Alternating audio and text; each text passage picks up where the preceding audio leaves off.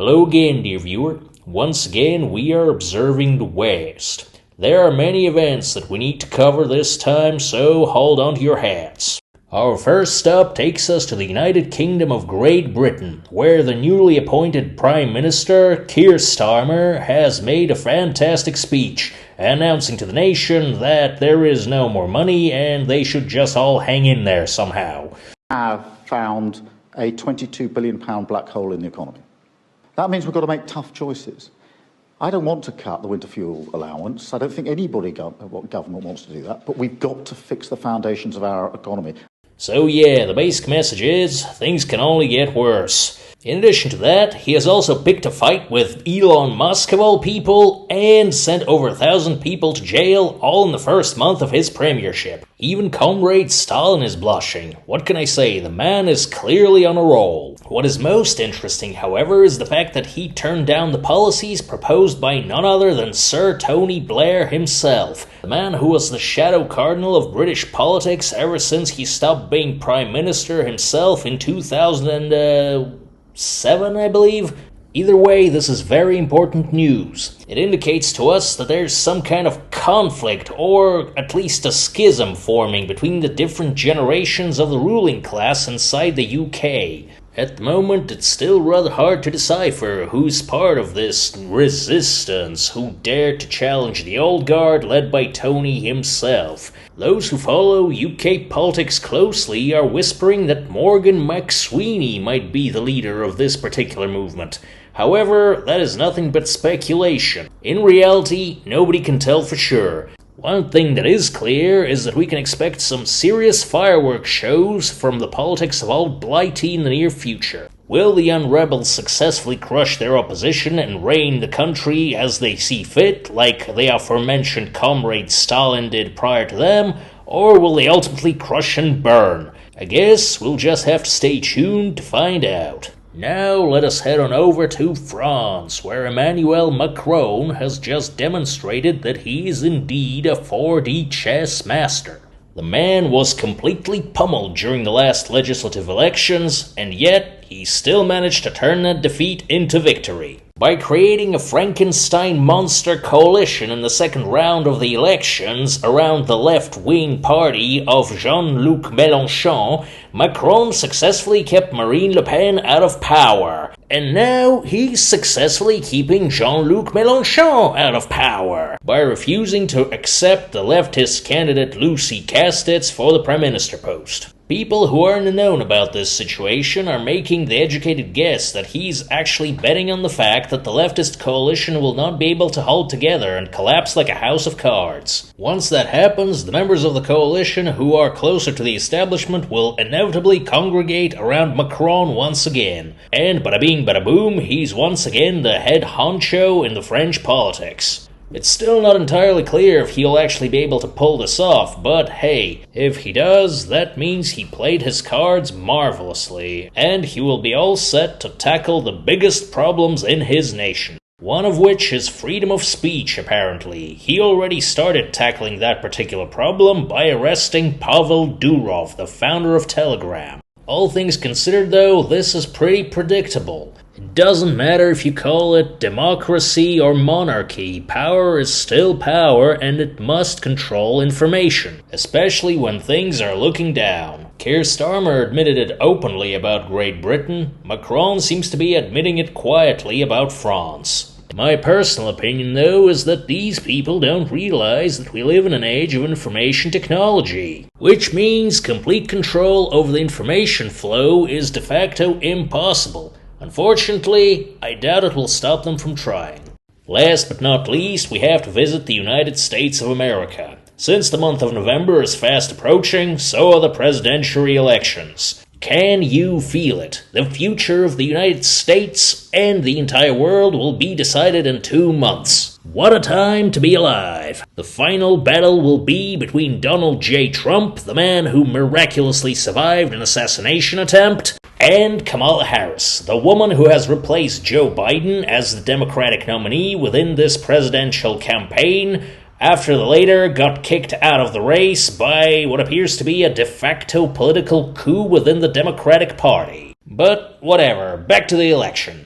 As of now, Kamala is a little bit ahead in the polls, but we all know that those polls are not exactly very reliable indicators. Just recall what happened in the 2016 election and what the predictions were back then. I don't think any commentary is needed here, honestly. What I think we do need to comment on is what we found out in 2020. Apparently, elections can be fortified. All for a good cause, of course. It saved democracy, apparently. So why certain individuals are claiming they had no idea of what was actually going on back then is a bit of a mystery. Ultimately, I guess what I'm trying to say with all of this is the fact that predicting the outcome of these elections is pretty much impossible at this point.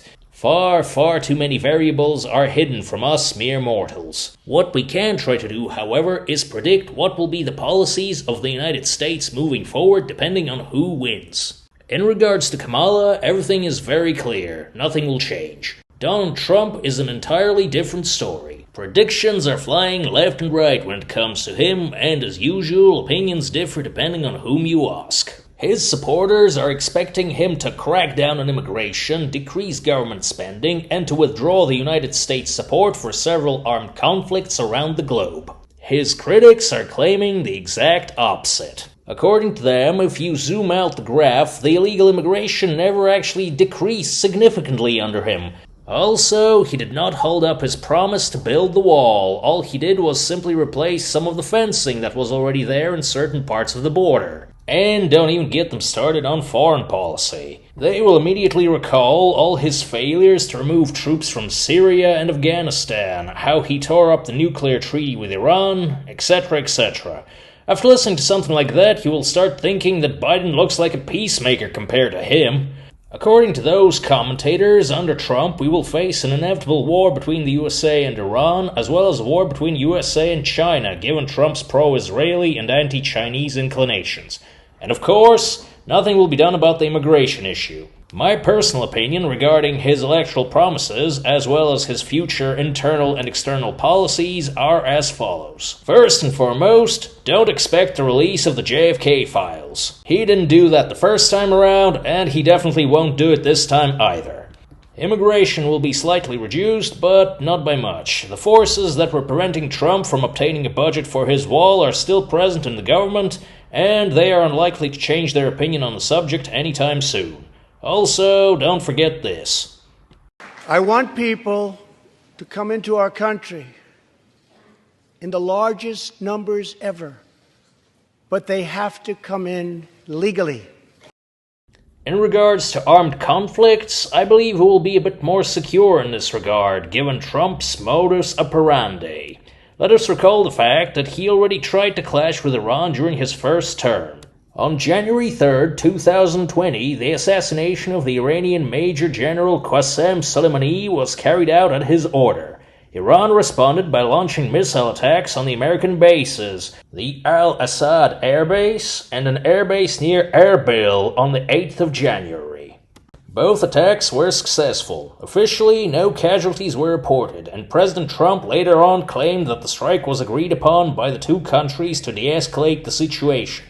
Whether that's true or not, I do not know. What I do know, however, is that a normal Bush and Reagan reaction to something like this would be to bring 4 aircraft carriers into the Persian Gulf, assemble 100,000 troops in one of the Iraqi bases, and begin a military operation in Iran. Trump simply backed off. A similar situation occurred earlier on in his presidency in regards to North Korea. In 2017, the leader of the Democratic People's Republic of Korea, Mr. Kim, began playing his favorite game, rocket launcher. 23 missile tests were carried out throughout the year, including 2 over Japan, showcasing North Korea's ability to deliver weapons to most parts of the world, including the territory of the United States. President Trump responded by sending 2 aircraft carriers to the Korean Peninsula, an action upon which Mr. Kim smiled favorably and brought out his medium-range surface-to-surface missiles. Long story short, Big Don turned the US fleet around just before they entered the range of Korean missiles, saying that he showed them. Mr. Kim just kept on smiling favorably. Next year, this happened.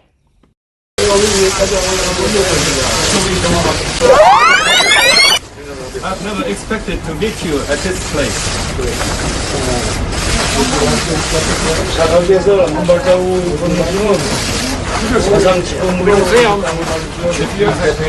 feel as soon as you take a step forward, you will be the first US president to cross the ball? Whoa, no.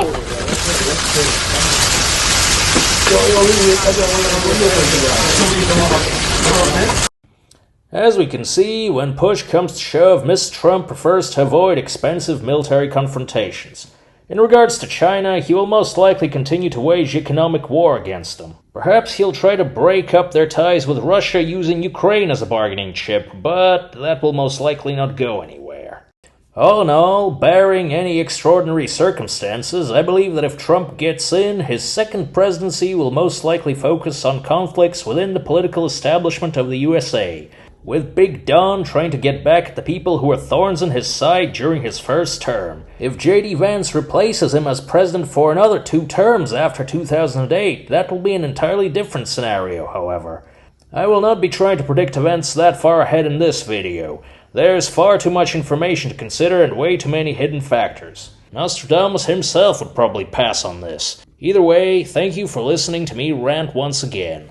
If you found this video informative, please don't forget to like and subscribe, leave a comment below, and until next time.